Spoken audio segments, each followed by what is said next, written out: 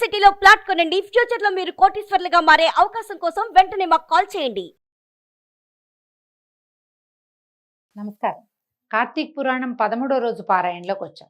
అయితే ఈ రోజున కార్తీక సోమవారం, ఇది 2వ సోమవారం అండి. కార్తీక సోమవారం నాడు విశేషంగా దేవాలయ దర్శనం, పగలు ఉపవాసము, సాయంకాల భోజనము, నక్షత్ర దర్శనం అయిన తర్వాత చేయొచ్చు. ఇది విశేషమైంది. దేవాలయంలో దీపారాధన చేసుకోవచ్చు.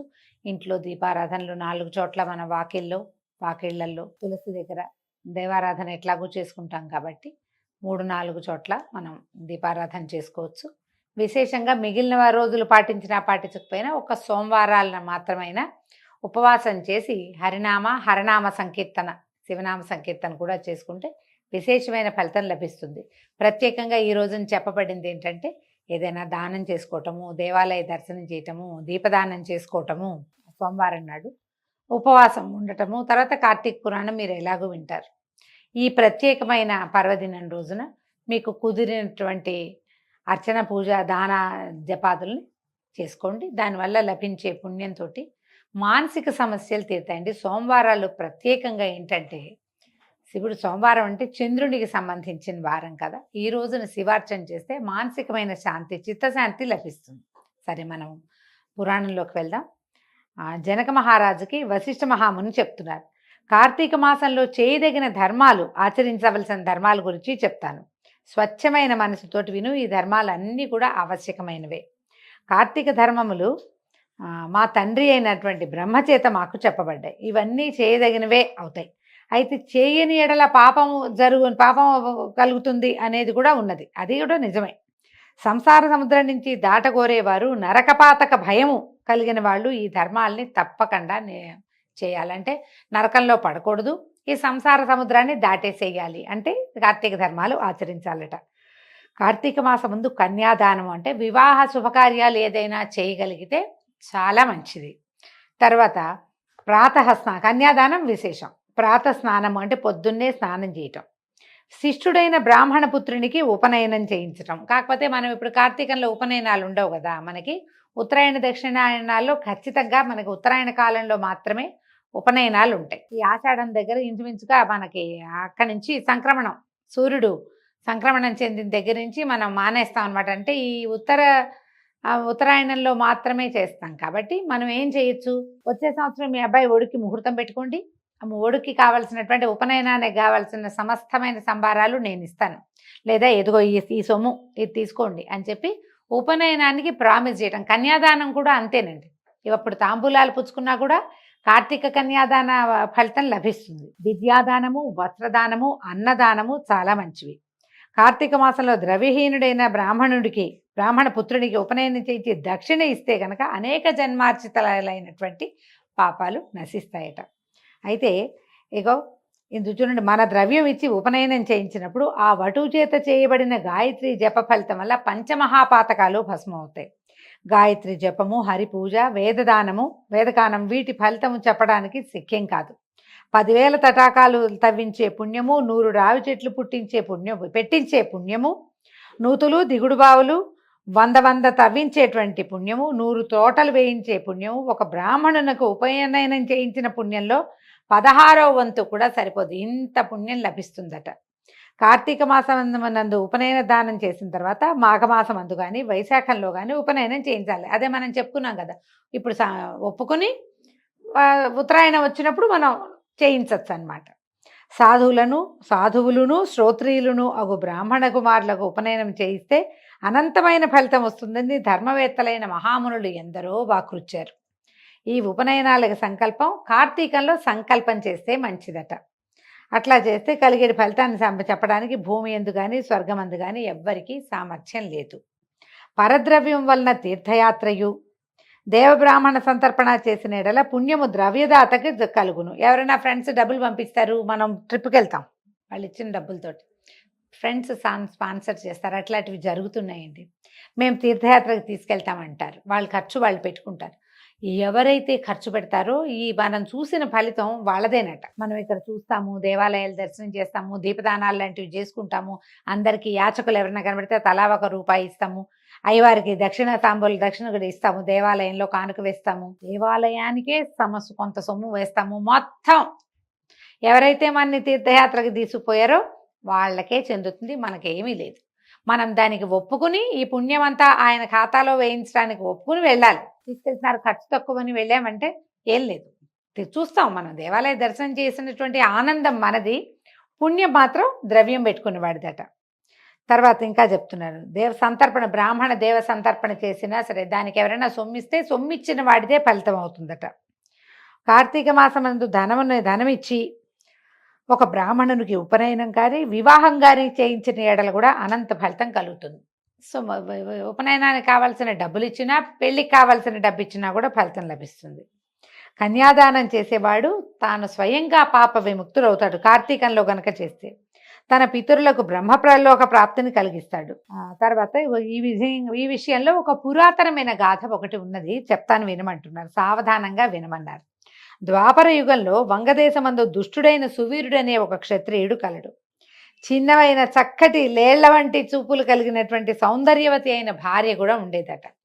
ఈ క్షత్రియుడు రాజుగా ఉండి కొంతకాలానికి దైవయోగం వల్ల దాయాదులతో పీడింపబడి జయింపబడిన వాడై ఆ రాజ్యం పోగొట్టుకుని తర్వాత ఏం చేస్తాడు, ఇంకేమీ చేయలేక దేశాలు పట్టిపోయాడు. అర్ధాంగి కనుక భార్య కూడా ఆయన వెనకాల పడిపోయింది. వీళ్ళు ఏం చేశారు, మామూలు ఊళ్ళల్లో అయితే చాలా కష్టం కాబట్టి ఒక అరణ్యానికి పోయి అక్కడ ఎట్టగొట్ట అయ్యో ఏమీ ధనం లేదు, రాసమర్యాదలు లేవు, దాసదాసి జనం లేరు, ఇల్లు లేదు, వాకిల్ లేదని బాధపడుతూనే ఎట్లాగొట్లా అక్కడ జీవితాన్ని గడిపేవాడు. భార్యాభర్త ఇద్దరు కలిసి ఉన్నారు. వీళ్ళిద్దరూ కందమూలాదులు అవి తినేవాళ్ళు, ఏదో దొరికినవి సంపాదించుకుని తిని ఓ చిన్న గూడు లాంటిది ఏర్పరచుకుని అడవిలో పర్ణశాల లాంటిది అటకే కాలక్షేపం చేసి డబ్బు పోయిందే, అంతా లేదు, ఏమీ లేదే, సౌఖ్యం లేదని బాధపడుతూనే జీవించేవారు. తర్వాత కాలక్రమాన ఆమె భార్య గర్భవతి అయిందట. ఆ గర్భవతి అయిన తర్వాత ఆమెకి సౌందర్యవతి అయినటువంటి ఒక చక్కని కన్య కలిగిందట. రాజు ఈ అరణ్య నివాసము, వన్యాహారము, సంతాన సంభవము, సంతాన పోషణకి సరిపడా ద్రవ్యం లేకపోవటము అవన్నీ తలుచుకుని బాధపడుతూనే ఈ పిల్లని పెంచుకున్నాడు. ఆయన పుణ్యవశం చేత కన్య పెరిగిన కొందికి మహాసౌందర్య రాశిగా చక్కగా ఉండేదట. ఎవరైనా చూస్తే వాళ్ళ కంటికి ఆ నేత్రానందకారిగా ఉండేది అమ్మాయి. అయితే 8 సంవత్సరాల వయసు వచ్చాక ఆయన ఆ ప్రాంతానికి వచ్చినటువంటి ఒక మునికుమారుడు ఈయన చూసి, సువీర నీ కూతురిని నాకు ఇచ్చి వివాహం చేయమన్నాడు. అయితే రాజు ఏమన్నాడు, తప్పకుండానండి, మేమైనా మా అమ్మాయికి పెళ్లి చేయవలసిందే.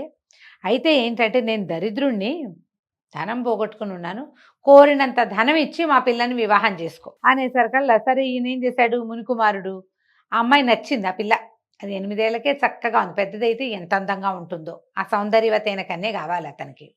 బాగా ఆలోచించి సరే నేను తపస్సు చేసి సంపాదించి బహుద్రవ్యాన్ని నీకు ఇస్తాను, దాంతో నువ్వు హాయిగా ఉందుగానని చెప్పి సరే ఒప్పుకున్నాడు. ఒప్పుకున్న తర్వాత ఏమైంది, ఈ మునికుమారుడు నర్మదా నదీ తీరంలోనే బోళ్ళంతా తపస్సు చేసి బ్రహ్మదేవుడినో ఇంకో దైవాన్ని ఎవరినో ప్రత్యక్షం చేసుకుని ద్రవ్యాన్ని సంపాదించి ఆ ద్రవ్యం అంతా ఈ రాజుకి ఇచ్చాడు. ఇంద్రుని అంత తపస్సు చేసిన వ్యామోహం పోలా కన్య మీద ఆ మునికుమారుడికి.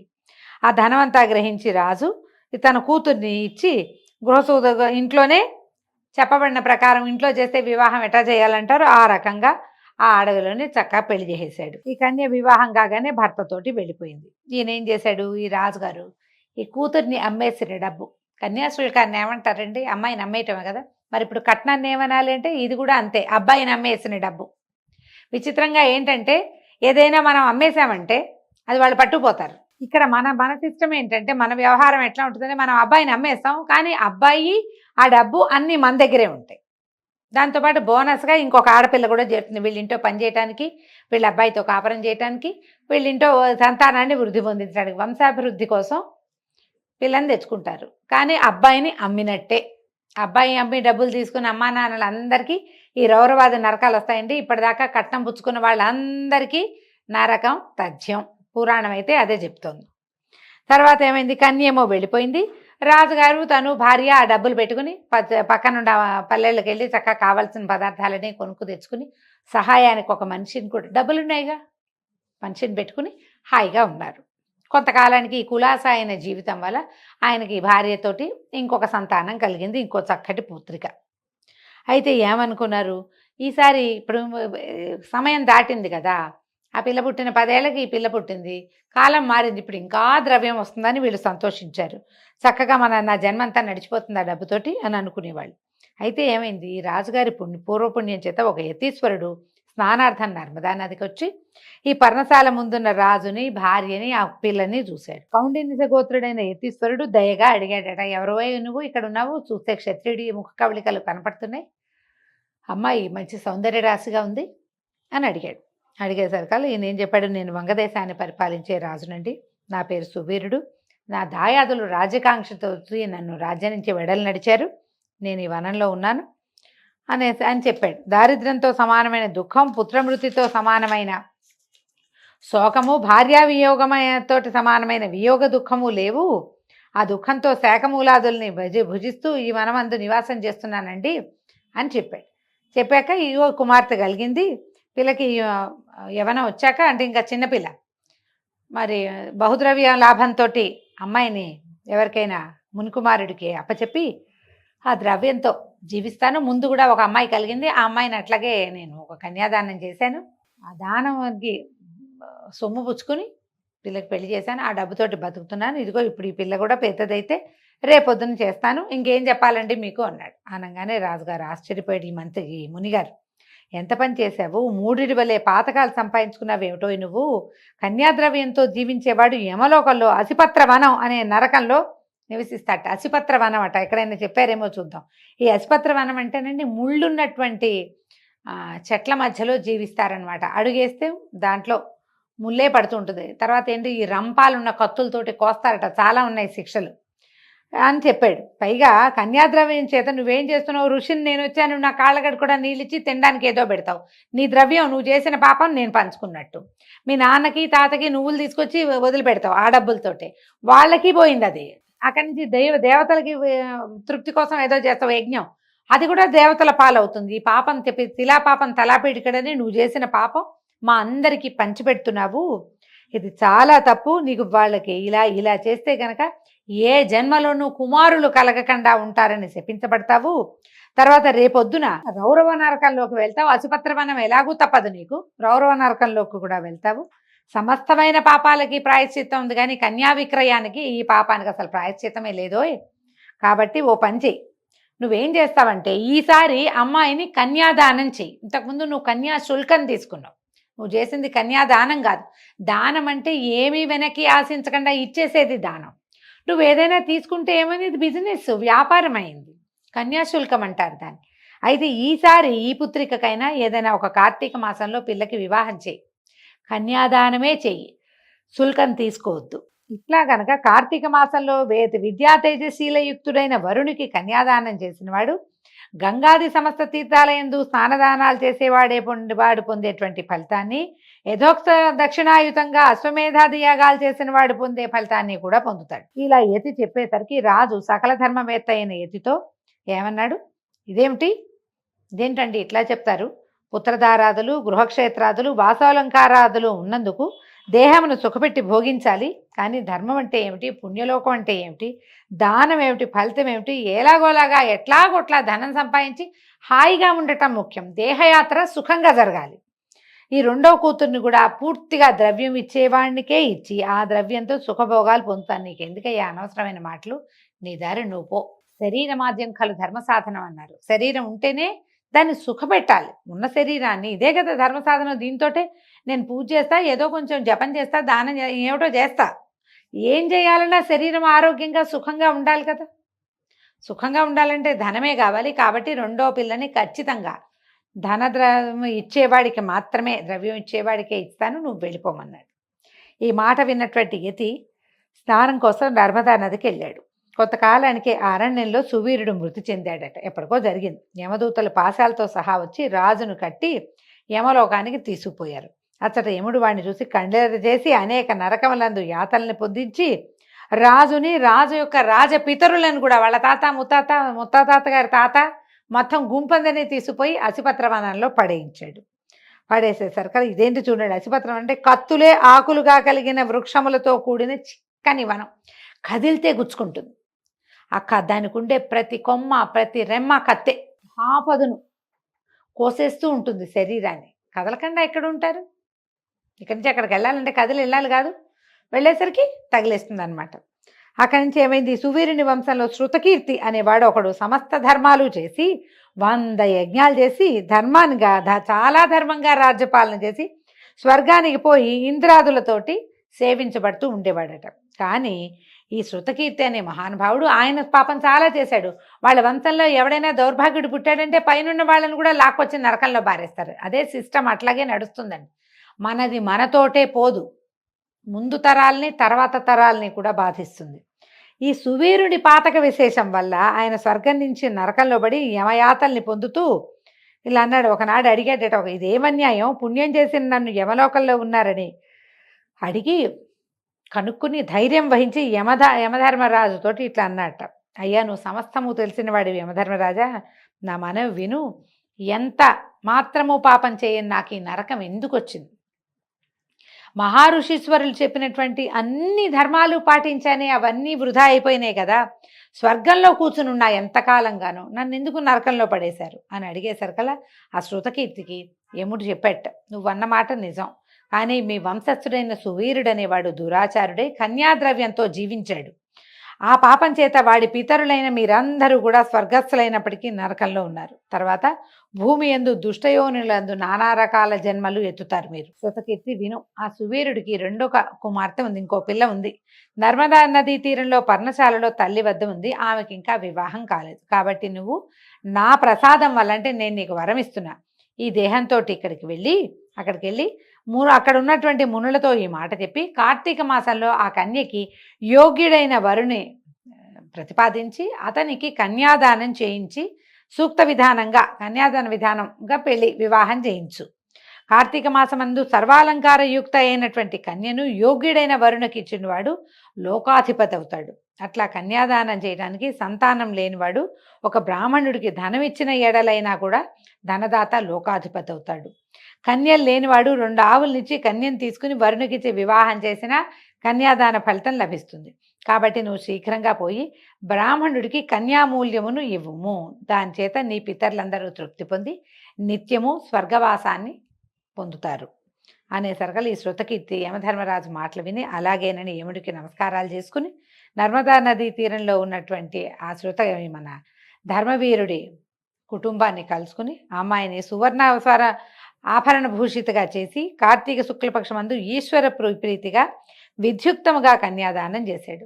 ఆ పుణ్యవశం వల్ల సువీరుడు యమపాస విముక్తుడై స్వర్గానికి పోయి సుఖంగా ఉన్నాడు. తర్వాత శృతకీర్తి 10 మంది బ్రాహ్మణ బ్రహ్మచారులకు కన్యామూల్యాన్ని ఇచ్చాడు. దాని చేత వాని పితరులందరూ కూడా విగత పాపులై స్వర్గానికి పోయారు. తానును యథాగతంగా స్వర్గం చేరాడు. కాబట్టి కార్తీక మాసమందు కన్యాదానాన్ని ఆచరించేవాడు విగత పాపుడు అవుతాడు. ఇందుకు సందేహం లేదు. కన్యామూల్యాన్ని ఇవ్వలేని వాళ్ళు మాటలతోటైనా వివాహానికి సహాయం చేసినా కూడా వాళ్ళకి ఎంతో కొంత పుణ్యం లభిస్తుంది. కార్తీక మాసమందు కార్తీక వ్రతము ఆచరించువాడు హరిసాయుధ్యాన్ని పొందుతాడు. ఇది నిజము, నా మాట నమ్ము. ఈ ప్రకారంగా కార్తీక వచనం వ్రతాన్ని ఆచరించని వాళ్ళు రౌరవ నరకాన్ని పొందుతారు. అంటే మాకు తెలీదు, మాకు కూడా రౌరవం వస్తుందా అంటే, చెవిని ఇల్లు కట్టుకుని చెప్తున్నాం కదండి, ఇదంతా వినేసి పురాణం విన్నాను చాలే అని మానేయకూడదు. వేటికి శక్తి ఉందో అవన్నీ ఆచరించాలి. కనీసం ఒక్కనాడైనా చేద్దామన్న ఆస్థ, ఆ నమ్మకం, ఆ ఉద్దేశం ఉండాలి. లేకపోతే కష్టం. ఒట్టి ఉద్దేశం పెట్టుకుంటే కుదరదండి. రోజు ఉద్దేశపడి ఒకరోజైనా ఆ పని చేయాలి. చేస్తే బాగుంటుంది, విశేషమైన ఫలితం లభిస్తుంది. లేకపోతే రౌరవ నరకని చెప్పారు కదా, మృగాలతోటి కుమ్మిస్తారు, అదేమిటో జరుగుతుంది అన్నమాట.